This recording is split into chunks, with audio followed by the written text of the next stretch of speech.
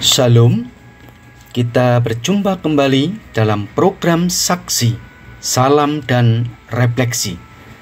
Kiranya kasih karunia dari Allah Bapa dan cinta kasih Tuhan Yesus serta persekutuan Roh Kudus menyertai kita semua.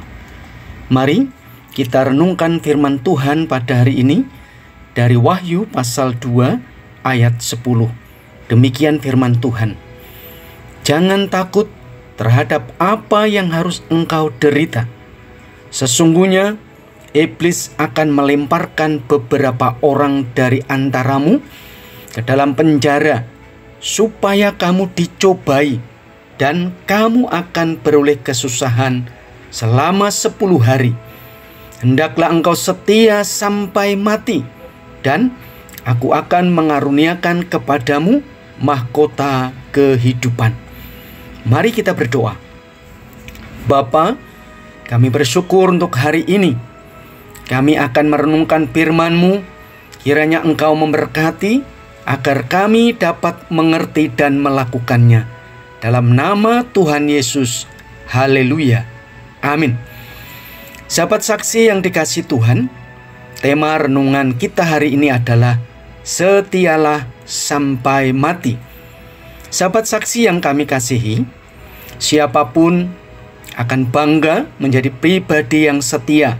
Contohnya, menjadi suami yang setia, menjadi istri yang setia, menjadi karyawan yang setia, atau menjadi jemaat yang setia, dan juga menjadi gembala yang setia, dan lain sebagainya. Demikian juga kita akan bangga memiliki orang-orang yang setia. Contohnya, punya suami yang setia, punya istri yang setia, punya gembala yang setia, dan lain sebagainya. Setia juga berarti dapat dipercayai. Tuhan berkenan atas pribadi yang setia kepadanya. Setia akan tanggung jawab dan setia sampai mati seperti jemaat yang ada di Smyrna. Pertanyaannya buat kita adalah mengapa kita harus setia sampai mati? Yang pertama, karena Tuhan Yesus adalah teladan kita. Tuhan Yesus disebutkan sebagai yang awal dan yang akhir, artinya bahwa Tuhan Yesus adalah Allah sejati, kekal, dan tidak berkesudahan. Tuhan Yesus juga disebutkan yang telah mati dan hidup kembali. Ini adalah bukti kesetiaannya dalam karya penyelamatan umat manusia yang berdosa.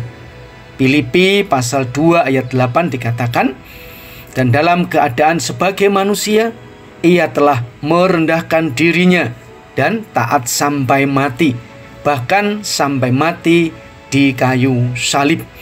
Tuhan Yesus teladan kita, Tuhan Yesus setia, maka kita harus setia sampai akhir.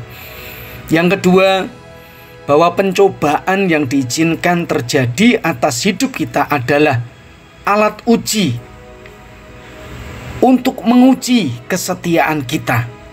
Jemaat Smyrna mengalami kesusahan dan kemiskinan, tetapi mereka dikatakan kaya. Bahkan mereka juga mengalami fitnah dan aniaya pada masa itu, yaitu pada masa Kaisar Domitianus. Karena kesetiaan iman mereka mengalami aniaya yang sangat luar biasa. Tetapi firman Tuhan berkata, jangan takut, karena pencobaan yang terjadi atas izin Tuhan adalah alat uji kesetiaan iman.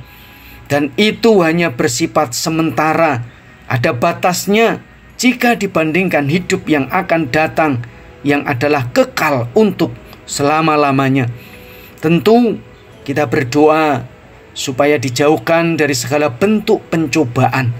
Tetapi jika itu terjadi atas izin Tuhan dalam bentuk apapun, tetaplah setia kepada Tuhan. Yang ketiga, mengapa kita harus setia sampai akhir hidup kita? Karena bagi yang setia sampai mati, tersedia mahkota kehidupan.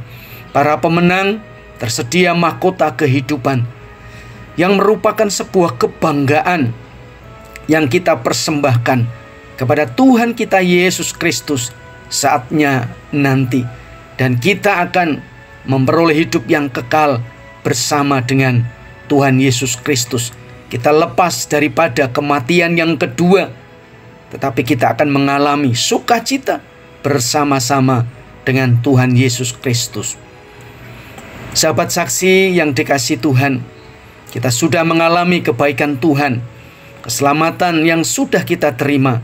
Mari kita setia sampai akhir hidup kita. Tuhan Yesus adalah teladan kita. Pencobaan dalam bentuk apapun adalah alat uji kesetiaan kita. Dan percayalah, bagi yang setia sampai akhir telah tersedia mahkota kehidupan. Amin. Mari kita berdoa. Ya Tuhan, tuntunlah langkah kami di sepanjang hidup ini, agar senantiasa dapat menjadi pribadi yang setia, dapat dipercayai dan bertanggung jawab sampai akhir hidup kami. Mohon penyertaan Tuhan di sepanjang hari ini, dalam nama Tuhan Yesus. Haleluya. Amin. Tuhan memberkati.